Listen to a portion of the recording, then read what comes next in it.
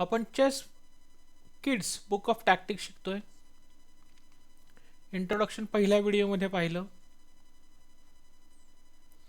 पालकांसाठी सूचना असतात, मुलांसाठी सूचना असतात. इंट्रोडक्शन काय एक्झॅक्टली काय आहे टॅक्टिक्स हे पाहून झालंय आपलं पहिल्या व्हिडिओमध्ये. चेस बेसिक्स पाहिलंय, स्क्वेअर्सची नावं, पीसेसची नावं, पीसेसचे पॉईंट्स, नोटेशन्स कशा लिहायच्या. प्रत्येक मोठ्या गेम्सच्या आता आपल्याला ते पाहायला मिळतात, कारण कोणीतरी त्याच्या नोटेशन्स लिहून ठेवल्या आहेत आणि या नोटेशन्स वर्ल्ड वाईड सेम आहेत. म्हणजे जगात सर्व जे चेस खेळणार आहेत ते ह्याच नोटेशन्स वापरतात.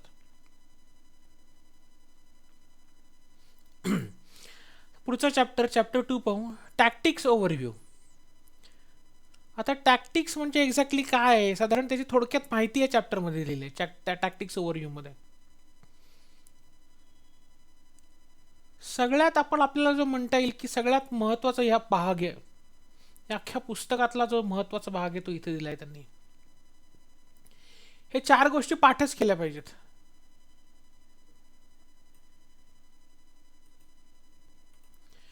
Tactics are tricks and techniques chess player use to get a quick advantage over their opponent.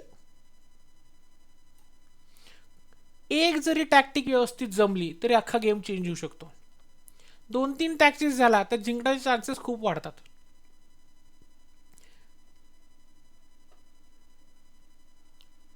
आता टॅक्टिक्समुळे जिंकता येतं हे कळलं, पण टॅक्टिक्स पाहायच्या कशा ते 4 मुद्दे त्यांनी दिलेत.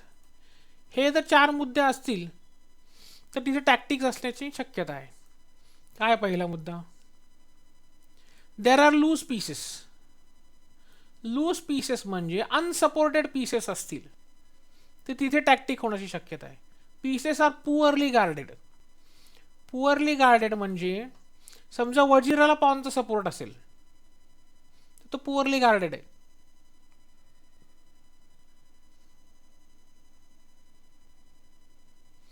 Pieces are lined up on ranks, files, diagonals in a way that expose them to attack.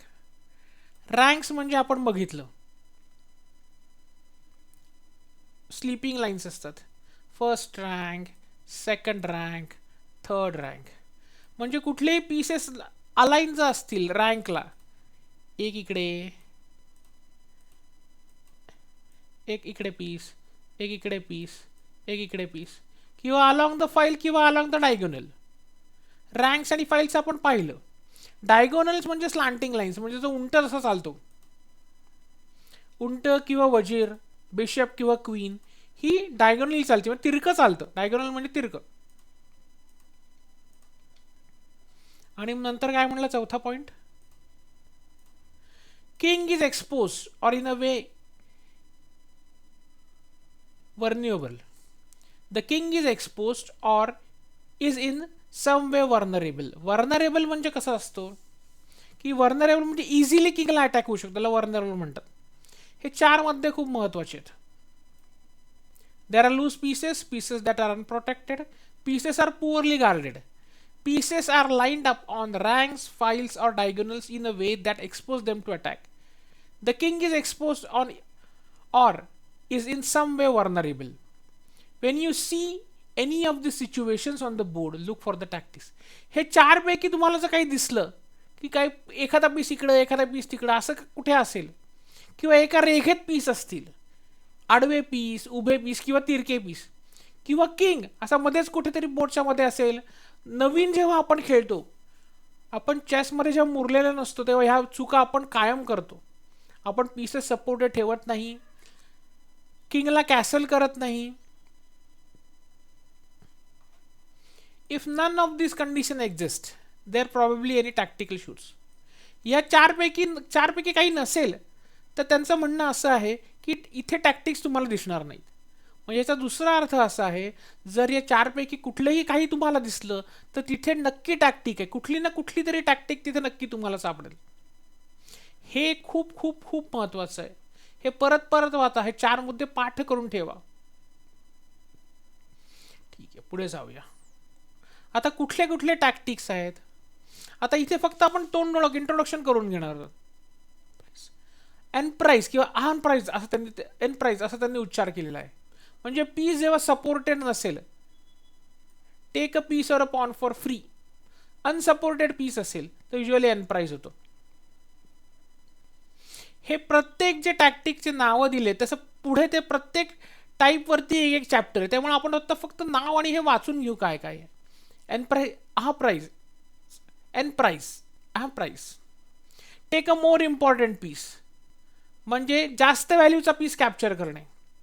इथे एक्सचेंज होतं, टेक अ मोर इम्पॉर्टंट पीसमध्ये एक्सचेंज होतं. एक्सचेंज म्हणजे आपला पण एक त्याचा आपला पण एक पीस जातो, त्याचा पण एक पीस जातो, पण त्याचा जास्ती व्हॅल्यूचा जातो.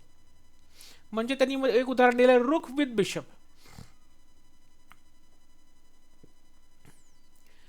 किंवा रुकनी, आपण आपल्या रुकनी त्यांची क्वीन मारायची, त्यांची क्वीन सपोर्टेड जरी असली तरी आपल्याला 9 पॉईंट मिळतात, त्यांना 5 पॉईंट मिळतात. इथे त्यांनी रुक आणि बिशपचं उदाहरण दिलंय. रुक म्हणजे हत्ती, बिशप म्हणजे उंट.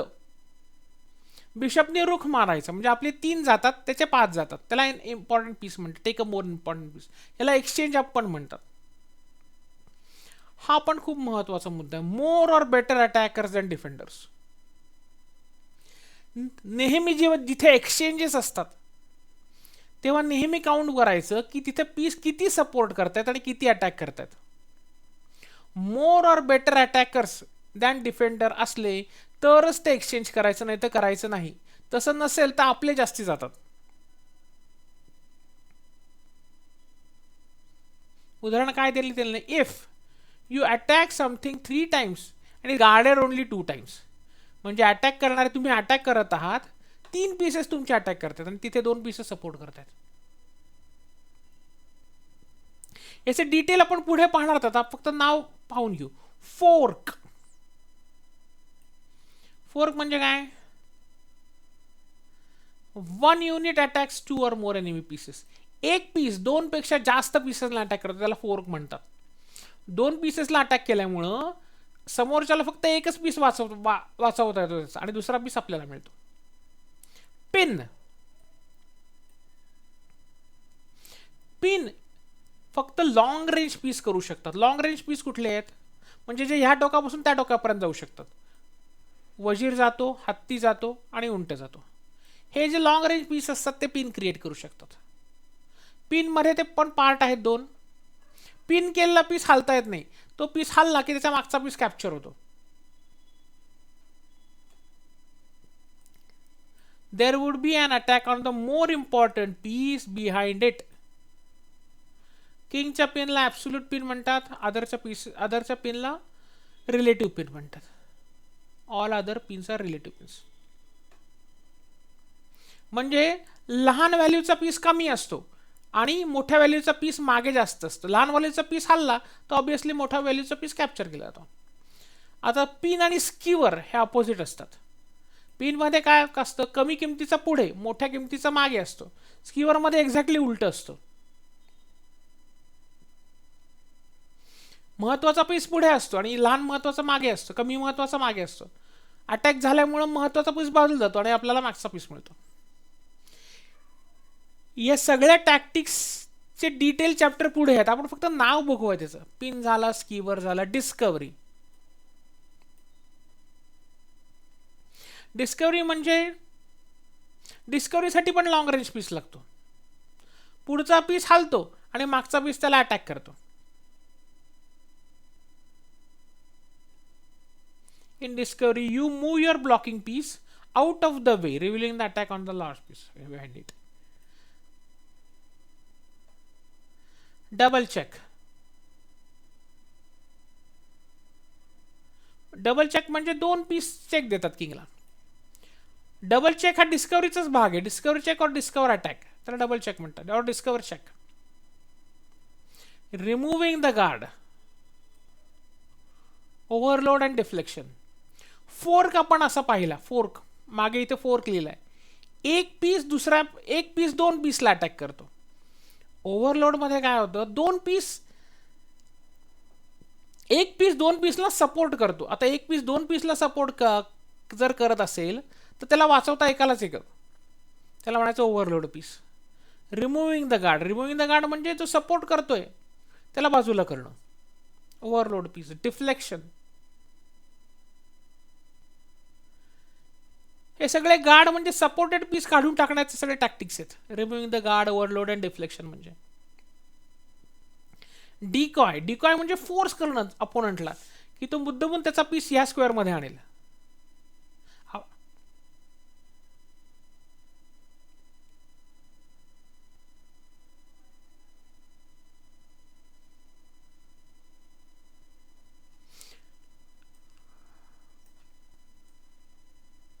Sometimes you want an enemy piece to move to a new square so that you can do something to it in its new location. मग फोर्स करा ऑपोनंटला की तो तिकडे पीस आणेल. ट्रॅपिंग, एखाद्या पीसला ट्रॅप करणं म्हणजे त्याला कुठलीच जागाच नाहीये. हा, हे पण महत्वाचं आहे. Make the right capture. Making the best capture when you have a choice. चेसमध्ये आपल्याला बऱ्याच वेळा दिसतं की आपल्याकडे चॉईस असतो, ह्याला मारू का त्याला मारू. मग ते अभ्यासपूर्वक आपल्याला करावं लागतं. मग त्यासाठी आपल्याला पीसेसची व्हॅल्यू माहिती पाहिजे.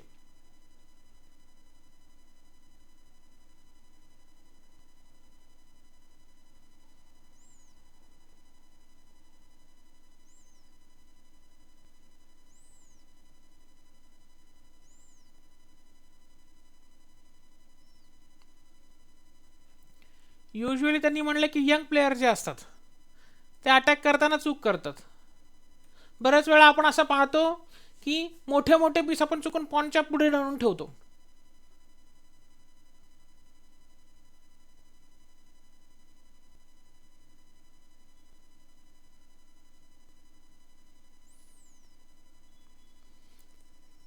Many young players play too fast to do that.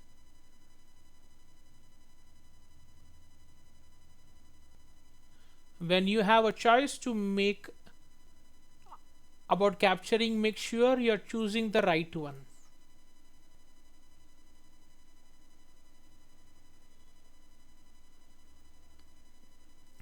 म्हणजे कॅप्चर बघून करणं एवढंच आहे त्याच्यामध्ये. जसं जसं आपण अभ्यास करू तसं या गोष्टी आपल्याला नीट कळत जातात.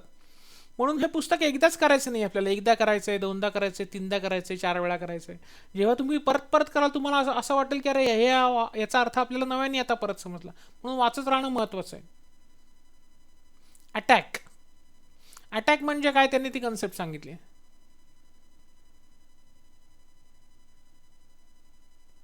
अटॅक आणि कॅप्चर मध्ये फरक आहे. आधी त्यांनी अटॅक सांगितलंय, मग कॅप्चर सांगितलंय. आता हा बिशप आहे, हा बिशप उंट आहे. हा उंट जेव्हा इथे जाईल C4 ला जाईल तेव्हा C4 ला गेला की तो रुखला अटॅक करतोय. आणि जेव्हा ॲक्च्युली आपण पीस बाहेर काढतो म्हणजे हा उंट इथे जाईल, ब्लॅकने काही मूव्ह केली, उंटानी रुखला कॅप्चर केलं तर त्याला कॅप्चर म्हणतात. अटॅक म्हणजे फक्त थ्रेटन देतो, त्याला थ्रेट करतो.